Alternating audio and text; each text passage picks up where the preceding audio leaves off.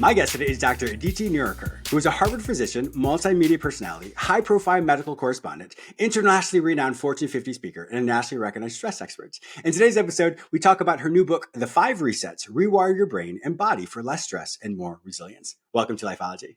Thank you so much for having me. Well, first off, I know we talked to the pre-call, but I totally butchered your name, and I apologize. But I appreciate your flexibility with my accent. Now, before we get started, thank you.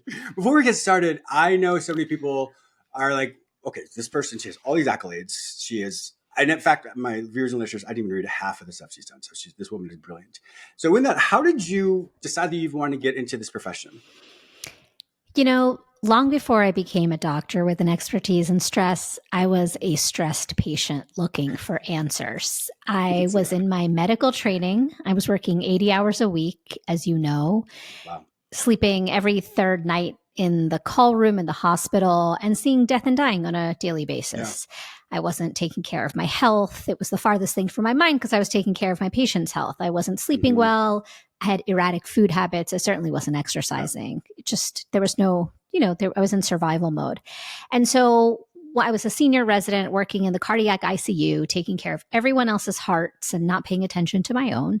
And suddenly, post-call one day in the morning, I was rounding on my patients and I started getting this flutter in my chest that soon became a stampede of wild horses. So that was a real moment of reckoning. I sat down and I was, sweating, and immediately the nurse noticed something was wrong. I'd worked with her for many years. She brought me some orange juice. I drank a little bit, sat down, and she said, "Oh, maybe it's low glucose. You didn't sleep well." I said, "Okay, yeah, probably." And the feeling passed within seconds. And that was the last time I experienced that during the day, and I was able to function and perform perfectly at work. But what would happen is those palpitations, those stampede of wild horses, would follow me at home. And for several weeks, right as I was going to bed, I would feel that sensation in my heart, the palpitations. It was terrifying. I then went, after several weeks of having this and it impacting my sleep. It never happened at work again, but it surely impacted my life because it, of course it happened at night. So I went to my doctor and they did the $1 million workup, right? So I got my blood tests and for anemia and thyroid and electrolytes. And then they did a heart ultrasound. They did an EKG. Everything checked out normal. And so then the doctor smiled and reassuringly said, "Oh, go ahead home. You're good. Everything's normal. It's probably just stress. Just try to relax. I know it's hard with medical training." And so I went home, not reassured at all, because night after frustrating night, I would get these palpitations, never during the day. And then I tried to do whatever she told me to do to relax. I watched movies. I had dinner with friends. I went shopping. I had a spa day. I spent more time with my loved ones and family. Nothing seemed to help. And that is when I started to really get extremely frustrated and start looking for answers. So that is when I put on my scientist hat and then dug deep into the science of stress and how it impacts your brain and body and how you can get out of it. And slowly but surely, using all of the techniques in the research, I probably read every single study on stress in the brain and the body. I just had access to it as a medical resident and found my way out. And slowly but surely, it took me about 3 months and I was able to get better. And the palpitations have never occurred again. And so when I went through that episode, it was terrifying, frightening, isolating, demoralizing, frankly, because I went to the doctor and she said, "Everything's great. You're fine. Go home. You're good."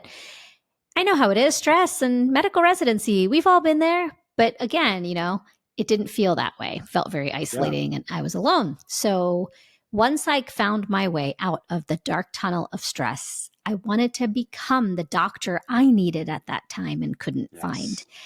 And that led me to a fellowship at Harvard in mind-body medicine. And then I became an assistant medical director and then the medical director of an integrative medicine program. In that time, I did a lot of research on bringing stress management into conventional medical care. And what I learned was really startling, that 60 to 80% of all doctors' visits have a stress-related component. That's not to say stress causes these visits, but rather there's a factor of stress that plays in and contributes to 60 to 80% of doctors' visits. And yet only 3% of doctors are counseling on stress. And I wanted to be the doctor who closed that gap and then vowed to focus on that. So that's what I did in my clinical work. I focused on stress management counseling for patients, and I would see patients solely for that. They would see lots, they'd have a team of doctors, and the doctor would refer to me. And then through that clinical work, I developed a approach that is science-backed because of my personal experience as a patient, and then seeing thousands of patients after that as a doctor. So the 5 resets is the culmination of that 25-year-old journey from a stressed patient to a doctor with an expertise in stress. And it has all of the learnings, both personal and professional, lots of research. Most importantly, the 5 resets has 5 small but mighty mindset shifts, along with 15 scientific strategies. And most importantly, they are free. So completely cost-free, because I think that's really important when you see patients of all walks of life. That's something that's top of mind for me. And low time cost. So most of these things only take 5, 10, 15 minutes to bring into your life. And so that is my origin story of how I became who I am today. It's interesting, hearing the aspects of you, you're in residency, you're doing all these things. And I think for a lot of us in different fields, we are so busy helping other people that sometimes we forget to help ourselves. I'm sure you've told that story many times, but when you think about that, all the hard work you were doing, and then you were also struggling as well. Do you ever put those two together as far as the professional and the personal, and how maybe you saw it, maybe you didn't see it? Now I am much quicker to pick it up. So if I start noticing, because life is stressful for every single person right now, today, in a room of 30 people, 21 people have some form of stress and burnout. So if you're feeling any of these things, you're not alone. It's not your fault. And so that's sort of like the first message I would say. And yes, very much so. I feel stress all the time, and I manage it using the 5 resets, believe it or not. In fact, this book is coming out next week, and I have doubled down on all of the teachings in this book because it has helped me so much.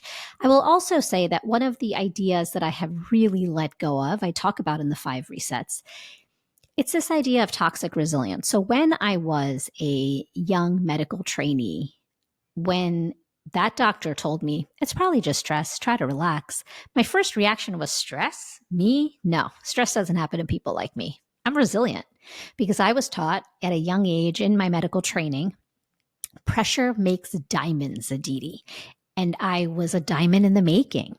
So the idea that too much pressure was making my diamond crack was absolutely absurd. And I rejected it wholeheartedly. Now, 25 years later, I understand that what I was manifesting was not, in fact, true resilience from the scientific perspective. It was toxic resilience. Toxic resilience is this idea that we are supposed to have productivity at all costs, ignore our very real human limitations, and be the Energizer Bunny mentality.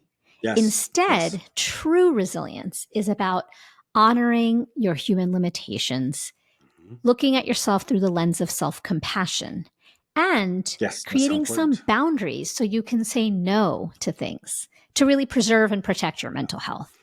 When it comes to stress, people have different ideas of what stress means. So we have the medical version of that, and then we have the emotional version of that. Can you walk us through your version of expertise, or excuse me, your definition of stress, which is the right one, the healthy one? Help us understand that so we're on the same page when we talk about the stress in the 5 resets. Yeah, great question.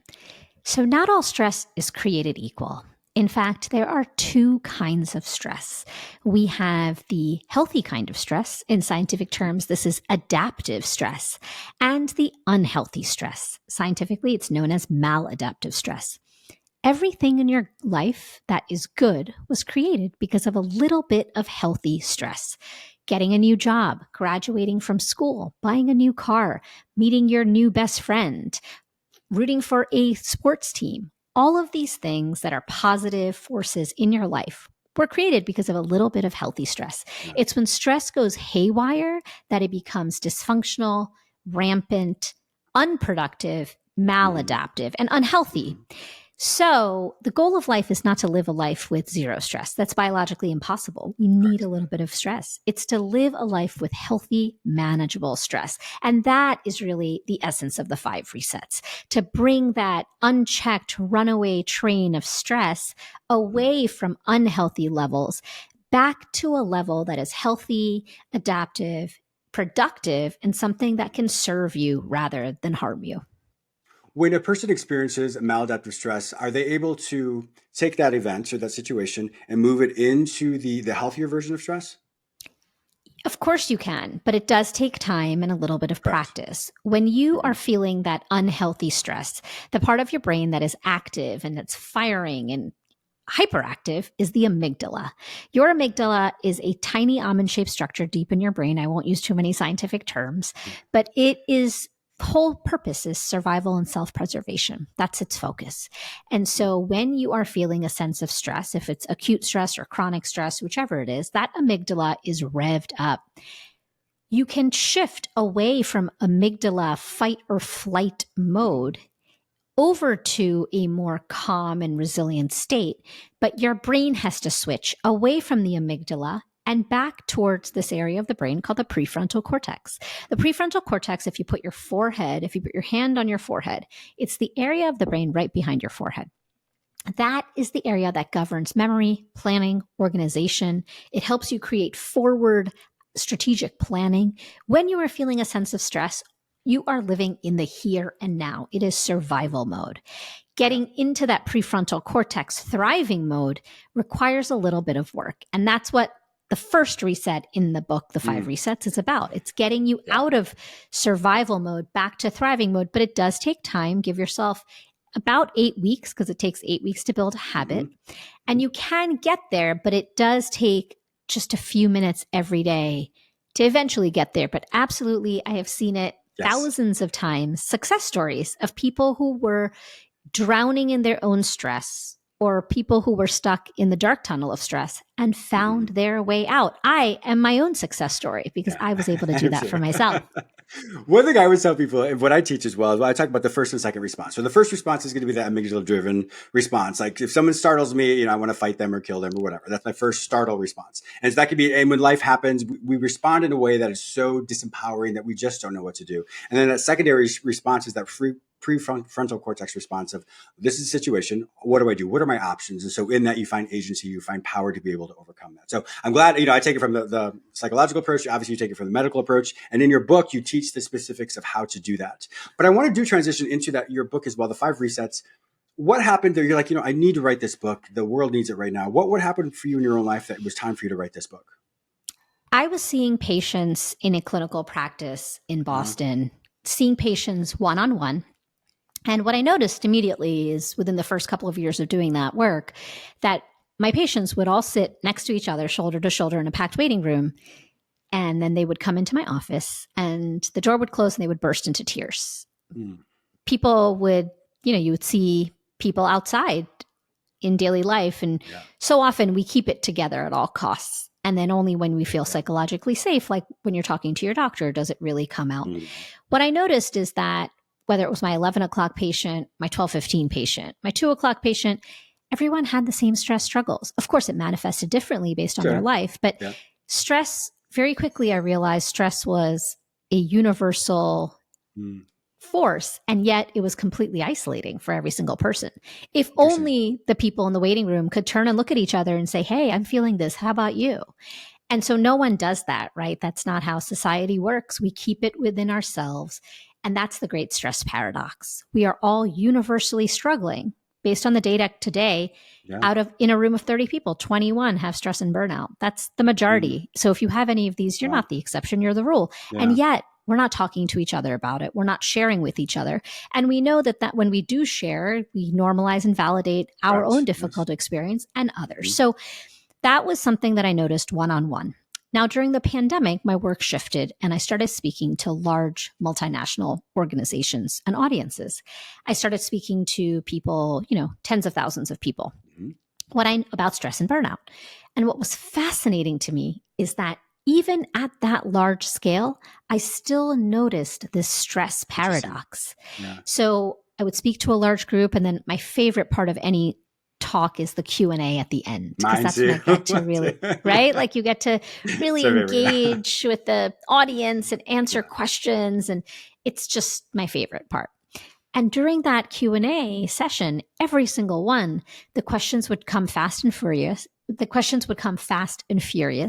And what I noticed is the same sorts of patterns, except on a larger scale. So it wasn't one-to-one in a clinic anymore. It was tens of thousands of people. But again, the same patterns. And doctors, the way we are trained is that we're trained in pattern recognition. So if someone comes and sees you for a headache or belly pain or chest pain, you ask a series of questions. You've seen this sort of pattern thousands and thousands of times, and then you can make a diagnosis. And that is what started to happen to me. When I started seeing large groups of people, I started having that pattern recognition on a much broader scale. And truly, it is the audiences that asked me to write a book. For 10 years, I've had publishers reach out at various stages of my career because I've done a lot of media and health communication. It is my passion. Aside from medicine, media and health communication is absolutely my passion. I wanted to be a journalist long before I wanted to be a doctor. Now I get to do both. But at the time, I always said, like, no, it's not. It's too much, writing a book. It was not in the agenda at that time.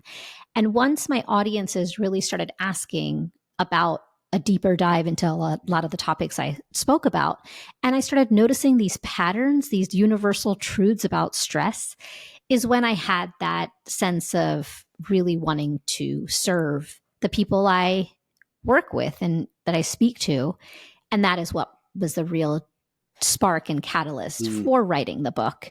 Because when I noticed that this was not something that happened one-on-one anymore, the pandemic, sadly, was a real sea change, and it happened on an individual and collective level, much broader. Yes. So the book, the 5 resets, I obviously want my viewers and listeners to purchase the book. Can you walk us through a couple of those, and so they have an idea of some of the ways in which, if they're dealing with stress, which we all are, what are some initial steps they can take? Sure. So the 5 resets are 5 small but mighty mindset shifts that help you transform your relationship to stress and burnout, away from stress and more towards resilience. In the book, The 5 Resets, there are 15 science-backed strategies. So every reset has a couple of science-backed strategies. And we can start with the first one. The first reset is find what matters to you most. And most is capitalized, MOST. That first reset creates a roadmap for everything that is to follow. We talked a little bit about amygdala mode and fight or flight mode, what you call the first response. When you are in that mode, it is very difficult for you to take certain steps that you may need to get out of that mode and onto something that might be a little healthier for you. What I have noticed with thousands of my patients, myself, my friends, family, and the audiences I've spoken to, is that many of us know what we need to do or what we want to do. There's no gap in knowledge or information. We all kind of know, like, yes, I want to feel less stress, or maybe, yes, I want to stop smoking or drink less, or, lose weight or exercise more, sleep better. We all have our health goals. The issue is not knowledge, or there's no gap. There's no issue in knowledge or information. The real gap is in action. How do I get myself from where I am to where I want to be? That feels like a schism. It feels like a vast distance between your origin and your destination. And my work with whether it be patients or audiences is to help people close that gap so that it doesn't feel as far from where you are and where you'd like to go. And the first reset does that. It creates a roadmap for you. There are 3 strategies in that first reset that will help you create a roadmap from where you currently are to where you'd like to go, say less stress. You don't have to think about this in biologic or scientific terms. It's very practical and laid out because that's how I would teach my patients. What will happen, though, is as you go through the first reset and create your most goal and create a backwards plan and all of the other things that I lay out for you in that first reset, what will happen to you is that you will naturally move out of amygdala mode and move back into your prefrontal cortex. And it takes a little time when you lay this out because, unfortunately, sometimes we get in our own way. And so when you are feeling stressed and you're in the amygdala mode, it's very difficult to make plans for the future because that's not how the brain works. Yeah, and so really the first reset is about honoring your biology, working with your biology rather than competing against it to override your stress response and get back to less stress and more resilience. I really appreciate that. And that first step there, is it more of a situationally based? So for example, I'm experiencing stress right now, or is it more thematic based as far as my life, the themes of my life? It depends. So typically your brain and your body can adapt to short-term stress quite well. That's how we're designed to handle that kind of short-term stress. Unfortunately, most of us, including you and I, have been living through these times where there is just chronic stress. The onslaught of stress on us has been unrelenting for the past probably four or 5 years, but certainly in the last 4 years. And so you can use that first reset in a situational way, but most likely, because of the data that I shared, that most of us are feeling a sense of chronic stress and burnout, you might have situational stress. Yes, it is helpful for that. But chances are what you are currently experiencing is situational stress on top of existing chronic stress. So your amygdala is already on high alert. It is already firing. And so adding an extra thing, which several years ago, you might have said, okay, I can handle this. Now you get to that breaking point. Not so much. Now you are really running on fumes because your brain and your body have a biological need for rest and recovery. And our brains and bodies weren't designed to sustain this level of cyclical trauma, grief, and stress, frankly. And so that's what the first reset does. It helps you bring yourself, your brain and body, back into balance, gets you clear on your plan and your roadmap to then be able to handle it. But you have to get to a place where you are able to, essentially fill your cup first. Only then can you fill another's. Yes, I like the forward thinking aspect of it, because the more creative we are, as far as what is my most, how do I want that to look? That creative aspect, like you said, just removes that whole fight or flight. You're not in the survival mode; you're actually in the thriving mode. And so I really like to see, how you help people do that.